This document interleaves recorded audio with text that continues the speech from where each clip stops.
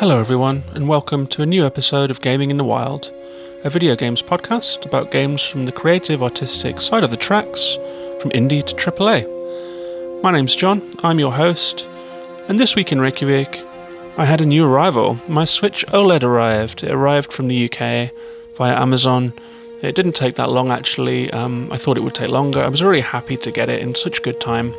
I had to pay a bit of a premium in import tax to get it, but I don't know, I just kind of cracked. I wasn't planning to get a Switch OLED, but I play on my Switch handheld quite a lot, and I found the screen to be a little dim, and I don't have the best eyesight in the world, so I'd actually kind of migrated over to playing on my iPhone more because the screen was just so bright and crisp.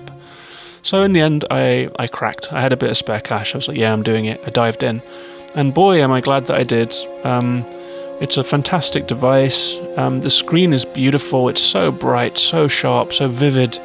And I was worried initially that the resolution had stayed the same, but now that I have this Switch in my hand, I can honestly say after several hours of play that the resolution wasn't the problem, I think. It still looks crisp and good, and the slightly larger screen doesn't make the resolution look any worse.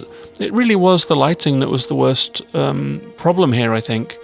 So maybe that's what Nintendo knew.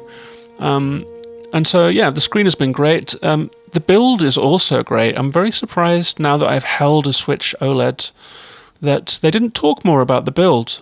It feels very high quality. It feels, all of the materials feel better than the original Switch, I think, which feels very plasticky. I'm a big fan of the original Switch, and I've used mine so much. I think it's a wonder machine, really, for the size of it and the weight of it. But this one feels really nice. It's got a kind of a slightly textured material on the Joy-Cons. The kickstand is better. It spans the whole back of the machine, rather than that little kickstand that falls off all the time. It's a really substantial kickstand now. The speakers are better for sure. They're a little louder and have a little bit more of a full sound. And it is slightly heavier, but the general build quality and just everything about it, it feels like more of a significant upgrade than I had imagined. It's really nice to hold. I'm very happy with it. It comes with a new dock as well, and the dock is much better quality. It's less flimsy. It's a nice white dock. It's got kind of curved edges. The back comes off so you can get all of your cables into it. And the original one was very, very lightweight, and it's almost like when you took your Switch out of it, it didn't have enough weight to stay standing on its own, and mine would often be pulled over just by the weight of the cables dangling off behind it or whatever. But the new one feels a lot better. It has a slightly softer plastic on the inside of the dock and a kind of a different way to hold the Switch. So I think it's kind of trying to prevent that problem that the original Switch had of people bashing their screen off the dock on the way in and actually scratching the screen. So this one has a softer plastic. It's still hard plastic, it just feels different. It's like slightly more glossy or something. It just feels like maybe the screen would slide off it rather than hitting it, if you know what I mean. But I will say that the dock holds the Switch very loosely. It kind of wobbles in the dock more than before. But again, I think this is Nintendo trying to address that screen problem. The only kind of slight beef that I've got with this model is that the buttons on the top are very small. They're not as pronounced as they were before, so if you are used to running your finger across the top of the Switch to easily find buttons to turn the volume up and down all the time, and that little sleep button, they're slightly less easy to find. They're much more tucked in, so I'm still getting used to that. It feels a bit strange after a couple of years of OG Switch, but all in all, this is a really nice unit. I'm very happy with it. It's more of an upgrade than I expected. I'm really pleased with the OLED Switch. I can recommend it if you're thinking of getting one. I've been playing Paper Mario on mine and a couple of other things. I've dipped into a couple of classic games. I've dipped into a bit of Zelda. I played a little bit of Golf Club Wasteland, a game that I'm planning to review on the show in a future episode. And a good side effect of this was that my friend Nicholas has been around here a couple of times and is very video game curious, and doesn't have any game systems. And so I kind of entrusted my old Switch to Nicholas, and his little face was, honestly, he was over the moon. So he bought Zelda immediately, and has been playing it ever since, and has taken to it like a duck to water. And I've talked a lot about how I find video games to be a really brilliant way to relax. It's this great way that, especially games like Zelda, with this kind of wide horizons ahead of you and so much to do, and beautiful nature and awesome piano music and great sound of running water and blowing wind. Such a nice way to just tune out of life. There's been a bit of a debate going on in the Gaming in the Wild Discord lately about multiplayer games and single-player games, and I haven't really done any multiplayer games not since I was a kid, really. I mean, when I was a kid, me and my brother would compete fiercely on the original Mario Kart and all these kind of games, Street Fighter 2. But these days, I really just like a good, either a kind of a concise, artistic indie game experience that has something to tell me and something to show me, or like these sprawling open worlds that I really love too. And I find both to be a really meditative way to kind of just drain all of the stress out of my body. It's like it stops the kind of the wheel spinning if you feel anxiety like I do, or you allow stress to build up in you. It's like a place where you just kind of, your attention is held entirely by what you're playing, and you're interacting, so it's not like you're sitting back watching a movie and having your mind drift off, or trying to read a book and just having to put it down because you can't concentrate. There's something about the format of video games that really soaks me into it in a very whole kind of way. And I've taken real pleasure in talking to Nick as he's going through the opening stages of playing Breath of the Wild, and finding that he's having the same experience, that he's just really getting lost in it and finding it to be a way to tune out of life, and to have some kind of experience and some kind of cultural intake and some kind of activity to do that's just pleasant, relaxing. It's kind of good for you in a way. It feels kind of psychologically healthy to have that space. And I'm sure a lot of people find it in other ways, Some people can really get lost in a book and tune out, or they'll watch shows and movies and stuff. But video games is the one for me. It's like the pace of it, the activity of it. It really is the best way that I can think of to relax. And so I'll be doing so with my new Switch OLED. Very happy to have it. So I'm all up to date now. I've got the little Xbox Series S, seeing as the X wasn't available. Very happy with that. Very happy with the PS5. I've been playing a lot of games on that lately. And now I've got this nice Switch OLED. It's like all of my consoles went from being black to being white. So I've got these 3 white next-gen consoles. I mean, if you consider Switch OLED to be next-gen, I guess the Switch is a last-gen machine at this point. But anyway, it's the most up-to-date model, and it's a really good one. This is a really good mid-generation upgrade for Nintendo. And I am curious to see what they'll come out with next. I've been listening to some of these kind of conspiracy theories about patents going out and developers getting 4K kits for some kind of next-gen Switch, but then Nintendo have so strenuously denied that they're working on a 4K Switch that the current kind of working theory is that these 4K dev kits are probably for the thing that comes after Switch, and they're really early dev kits for developers to start making games for whatever comes next after Switch, Switch 2, something like that, whatever it might be. But anyway, that was what's been going on with me this week. I'm going to talk about a game that I've been looking forward to since I saw the first video footage of it a month or so ago. It's a long in development game. It's quite an interesting one. It has its problems, but it also has some really great strengths. It is JETT: The Far Shore, a science fiction exploration game in which you play a young pilot called May, who accompanies her civilization on a small scouting mission to try and scout out a new world to live and discover a mysterious signal called the Hymn Wave. And everything about this one was drawing me towards it. There's something about the artwork, something about the the graphics that I'd seen in the gameplay, I felt like this might be a really good one. So I was very happy to get a code for it, so thank you to the developers for that, and I will be reviewing that game today. But before I do, let me just mention that this show is Patreon supported, so whether you're a first-time listener or a long-time listener, I'm very appreciative of anyone that is willing to throw $1 a month towards the show. It helps me to get games to source, it helps me get a URL for the site, it helps me upgrade my equipment, and it just shows me that people out there that are listening are into the show enough to kind of chuck a buck my way each month to create it. And so you can go to patreon.com/gaminginthewild if you're a fan of the show. And join up there. You'll get an invite to the Discord, you'll get occasional extra episodes, you'll get reviews. I posted a long review of Sable today for my patrons that really kind of went in deep on what I found so magical about that game. And so if that's something that interests you, it's patreon.com/gaminginthewild. And with that out of the way, let's move on and talk about the featured game of the episode, JETT: The Far Shore.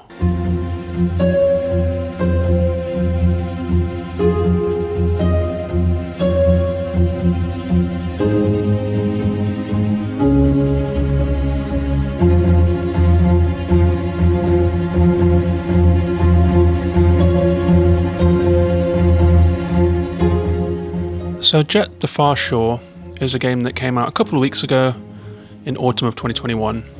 It was jointly developed and published by Super Brothers with Pine Scented Software, and it's available for PlayStation and for PC. I have been playing it on PlayStation 5. It looks good. I believe it's in 4K. There are frame drops sometimes, which is a little surprising.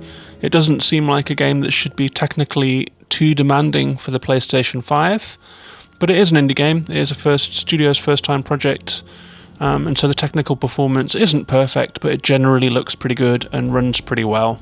On Metacritic, it currently has 69, which is mixed reviews. How Long to Beat currently has it unrated because it's so new, but the press materials did say that it takes about 12 hours to complete. And this is how the developers describe it. They say, JETT invites you on an interstellar trip to carve out a future for a people haunted by oblivion in a cinematic action-adventure. As scout and anchorite May be the first to deploy to a mythic ocean planet, take the helm of a jet and explore a vast unknown in this story of courage, wonder and regret. Mine's a bit shorter. I say it's an ambitious, vibey, open-world vehicular exploration game about a spiritual, spacefaring civilization that heads out into the great unknown in search of the source of a mysterious signal. The gameplay stutters on the launchpad while the story shoots for the stars. And I will start by saying that whilst I have a fair few criticisms of this game, it has one of the best opening acts that I can think of. It has this amazing beginning. It starts off in a really engaging way, a really unusual way. And I was quite taken by the opening act and by the story generally and the mood that it manages to summon up. Even at the point that I'm at in the late game now, I am quite kind of taken with it all, even though I'm also really frustrated with the gameplay. I'm still very taken with the game, so it's going to be a mixed review. And there is a lot to talk about. It is an interesting game, so let's get into it. So this is the game about a spacefaring civilization that are chasing a mysterious cosmic signal called the Hymn Wave that they've been hearing for generations. They finally tracked down the signal to an alien planet that's 1,000 years away, and they've spent generations building up the technology to track the signal, to prove its existence, and then to build up a space program to go in search of it. And the signal was first heard in the distant past by a prophet called Sosi, who kind of foresaw this journey that you're about to go on, in which the people of this world head out to a planet that they call the Far Shore, which is supposed to be a forested paradise, which is dominated by a Fuji-like mountain called the Tor, and that's where the Hymn Wave is coming from. And as civilization developed, the scientists kind of examined this kind of prophetic folklore from this guy called Sosi, And they kind of came up with a more pragmatic approach to it. They searched for the hidden wave, and they found it, and they were able to measure it. And you see it everywhere as you look around your ship, as you look around the space station, the ground base, and just the culture generally. It's kind of a diagonal line of squares. It looks like a sine wave that's been squared off and turned vertical. And that's the hidden wave. That's what this society wants to find. The society is on the brink of some kind of catastrophe, but you don't really find out what.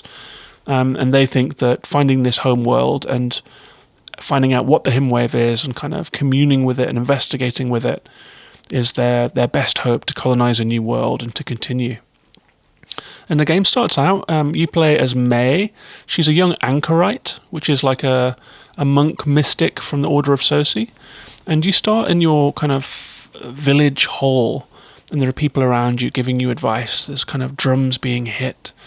And the art style is really cool. It's kind of low poly, slightly papery looking, kind of low tech, but quite engaging. The faces are nicely drawn.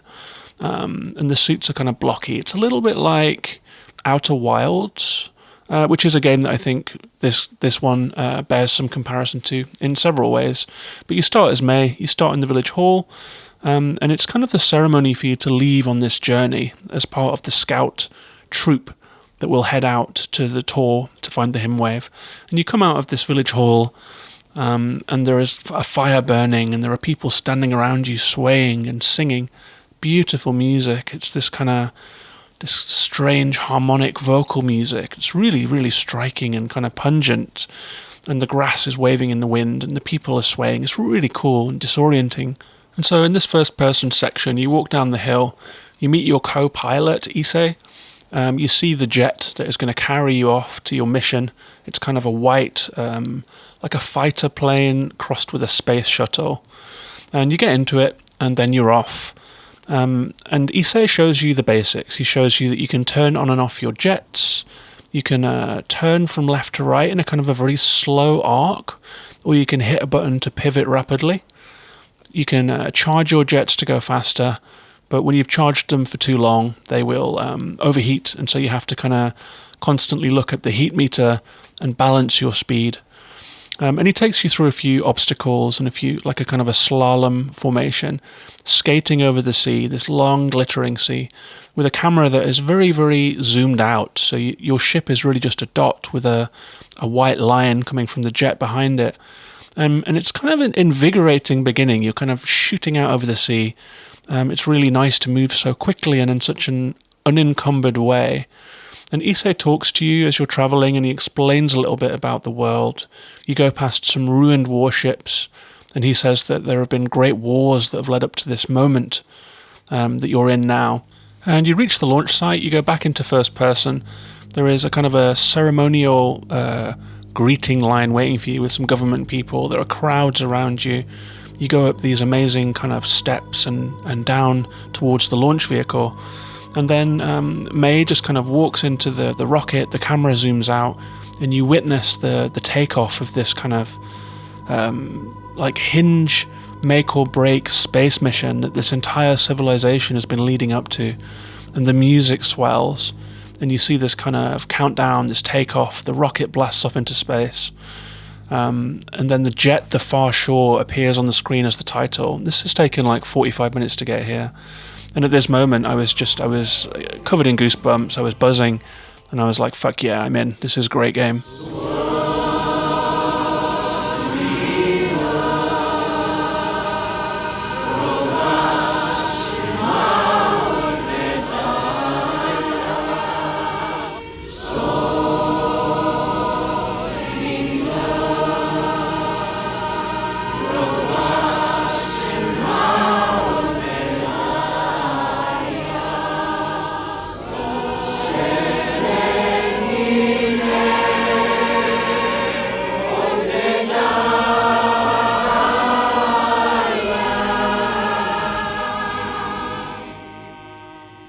That's quite a remarkable piece of music, isn't it? The soundtrack is by Scientific. I think he did the soundtrack for Oxenfree and for some other pretty cool games, but this is really at the next level, this soundtrack. It has this vocal music, it has this chanting, and it has a huge orchestral score that really feels like 2001 inspired and kind of those grand sweeping space odysseys, you know. And the game does the mood very well. The art style is good, the way that the pilots wear little triangles on their cheeks, the way that everything seems a little ceremonial as well as technological. It's a kind of a proto-human society, like a humanoid society with a kind of a tribalistic spirituality, and a technological space program kind of scope as well. And it does a really good job at joining those two things together.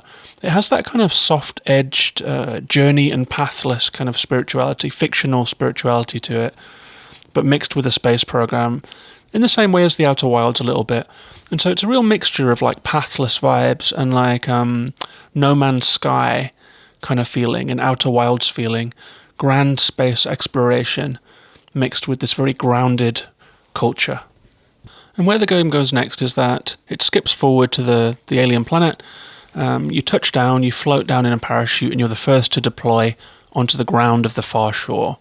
And it's here that you really get a feeling for how the jet actually works. It has the scramjets, you can surge them, you can fly over vapor fissures to recharge your jets to make you able to go faster for longer, theoretically. But as described earlier, the turning is kind of counterintuitive. You can turn kind of in a painfully slow arc, or you can do a handbrake turn, like a hairpin handbrake turn. And those are your two options, and that makes driving with precision difficult. A lot of the time, I felt that the spacecraft, the jet, needed to be rebalanced and retuned. It felt wrong, and it still does feel wrong. Like I'm probably 60% of the way through this game right now, and I feel like I've seen what it has to offer apart from the story outcome, which I will play through and get to that. But the controls are quite awful, actually, and that's a big problem. And it's just a kind of a fact of this game. It's hard to control the jet with any precision. The turning is weird. The kind of the overheating of the scramjets are strange too. I often felt like I could either do an extreme turn and I could be going extremely fast, or I could do a very, very slow turn and go incredibly slow. And there was no in between. And what I really wanted was to be able to go at a normal speed, and to turn in a normal way. And everything that was on offer to me was an extreme maneuver. And if you're always doing extreme maneuvers, it's really hard to get the hang of it. I found it very hard to get the hang of it. This might just be a me thing, I'm not sure. But to me, I never felt fully in control of my jet. There are times when you're expected to trace the spine of some mountains up a cool kind of incline up to a summit where you'll find something that is mission essential. This happens a few times in the early part of the game. And I didn't feel very comfortable doing that. I found that the jet turned too slowly to really trace the spine of those hills, and the handbrake turn wasn't useful, and so I would tumble down more often than not. It took a few times to do any of those things. It really took a bit of the satisfaction out of something that should have been really cool and fun to do. And there are other controls that your jet has. It can grapple objects, for example, samples or animals or plant life. But if you're carrying anything, your ship goes very slowly, like painfully slowly. It's kind of the spacecraft equivalent of the walking speed and the longing, like you're barely moving. There's also a radar, and you can use that to scan objects, and you get a little readout on the screen. If you turn in different directions, you'll get frequency readouts, and that means that you're facing something interesting. And those are of different colours, so that's a helpful guide that you can head towards if you're looking for a different kind of object. You also have a light that you can flash to startle a hostile creature or to see in the dark. And you can also pop. That means holding down and releasing the X button, which gives you a little vertical hop, because most of the time you're skimming, you're ground skimming. A little bit like the Starlink game, or the exo vehicles from No Man's Sky, but a little bit higher up. It is an aircraft, but it's skimming along the ground most of the time. But you can do a little pop to get higher, to get up onto a mountaintop, to get up onto a ledge. It's not very easy, it's not very intuitive. I spent a lot of time trying to pop up onto a ledge and kind of hitting the cliffside because I didn't get the angle right or whatever. A bit of a pain in the arse, much like the rest of the controls. And the problem with these tools is that you can only select one at a time. It's on the square button, and you have to select it by using the D-pad, pushing left, right, up or down. And that is a really huge pain in the ass as well. You really want those controls on different buttons, especially when you're moving at speed, because it means that you have to take your finger off the left stick, which you're using to steer. It's the equivalent of taking your hands off the steering wheel of a Formula One car because you have to change gear. It's a really disastrous control scheme, unfortunately, and it's a big pain in the arse and a big hindrance to enjoying the game. And I'm going to go through an example of one place where the control scheme was a real problem. So, as you're exploring the far shore, nighttime is it's like radioactive. When the sun goes down, you have to rest for the night. Your ship starts losing its shields. And you can only camp in designated spots. You have to find the designated spot with your scanner. Not always as easy as it should be, but you can find it in the end. And maybe the spot where you can, it's like a spring, but there might be something blocking it, so you have to grapple something away, and then you're supposed to just deploy the little shield bubble and park for the night. Should be simple, right? But nothing is simple in JETT. It's kind of an ordeal of trying to figure out the order of buttons and the contextual button presses that you have to do in order to get your shield deployed and to land. It should be 2 button presses, it should be 10 seconds, but it's taken me several minutes, several times. So I found the shelter spot 20 minutes ahead of time, grappled some creatures away, but I couldn't land for some reason. I wasn't able to land at that point. I wasn't able to drop the shelter, so I thought, maybe this is shifting sands or something. It might be the wrong place. So I went away and explored a little more, but the nighttime was coming. I was in a bit of trouble. I was starting to get worried. Eventually, I had gone around the whole island. There were no other landing spots to be seen. This is 10 minutes of gameplay. So I came back to that spot, and my co-pilot told me to clear the spot, despite the fact that I'd already discovered it and cleared it 10 minutes ago. So I was trying to land, trying to deploy my shield. It wasn't happening. It wasn't working. And then I tried to land. I failed several times. The game was telling me that it wasn't a landable spot. But I eventually got landed, and it turned out that you can't actually deploy the shelter whilst landed. That was one of the problems I was having. I needed to be airborne to deploy the shelter, which seems a little counterintuitive. And then not only that, but once you've deployed it, you can't just land with the press of the button, as usual in the game. You have to hold the button to do this kind of strange choreographed landing. And at this time, I just spent 10 minutes doing nothing, despite having known what to do the whole time. And the control scheme and the verbal prompts and the on-screen button prompts had done absolutely nothing to help me. They'd made a bigger problem. And I was just very frustrated. I had to put the game down for a while. It was one of the most difficult, convoluted, counterintuitive processes that I've gone through in recent memory. It's like this game trips over its feet constantly.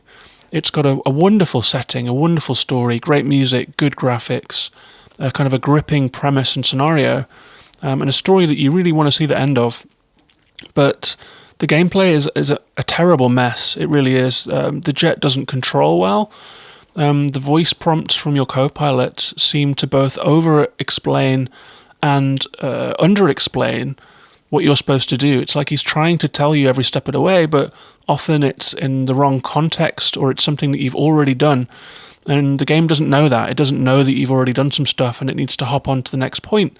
So it's kind of trying to pull you back or expecting you to play slowly. And if you play quickly, then it starts giving you all of the prompts anyway for things you've done already.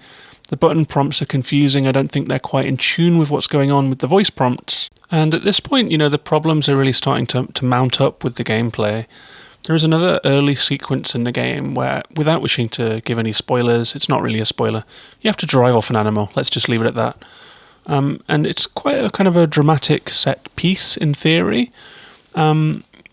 But the way that this mission played out was that I was kind of not quite sure what to do, so I was just kind of experimenting. I was trying to pop up around the animal and scare it with lights and pop my jets and do all the things that I'd been trained to do.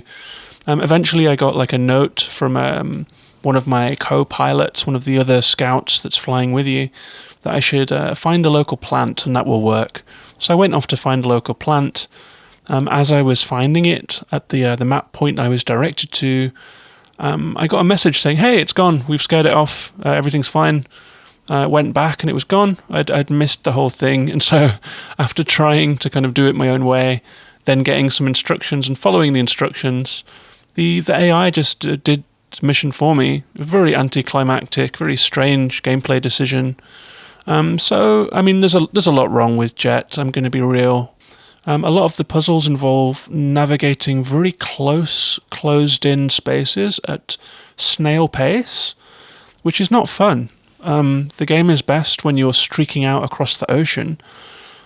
So, despite the fact that I really love the story of JETT, and the first hour is very solid, I would even say that it's worth trying this one if that mood sounds interesting to you, especially if you're the kind of person that's not going to be put off by some oddly designed, kind of underdeveloped, janky gameplay, which is kind of screaming for refinement, to be honest. So I've had a kind of a mixed time with JETT so far. I've had to put the game down because I've become so on edge from just how difficult it feels to do anything. There's a lot of problems here. But it does accomplish a lot too. And I did hear an interview with the developers of this game. It is their first game. They've been working on it for quite a long time. And they did say in the interview that we expect to be working on this game for a while, which was kind of something that I didn't really think about at the time when I heard the interview. But now that I've played it, I'm like, yeah, you are. It's not really finished. It's not really there. It feels undertested, underdeveloped. The ship needs rebalancing. The way that the activities and puzzles work needs rebalancing. It's like the frame of a good game is here, but it falls down every time it tries to turn around. Everything feels very clunky and kind of pushed together, and sharp edges everywhere. It's not dynamic. It doesn't feel good to do anything in this game, not even walking, flying, nothing. But I weirdly kind of like it anyway. The scenario is so good, the story is so good, I want to know what happens. I'm loving the mood, I'm loving the music and the look of it. I'm just having no fun playing it, so I'm kind of stuck in a troubled relationship with this game. So that's where I'm at with it. I will come back and revisit it if it improves any, or if I have more to say about it by the time I finished it. So that's where I'm at with JETT: The Far Shore.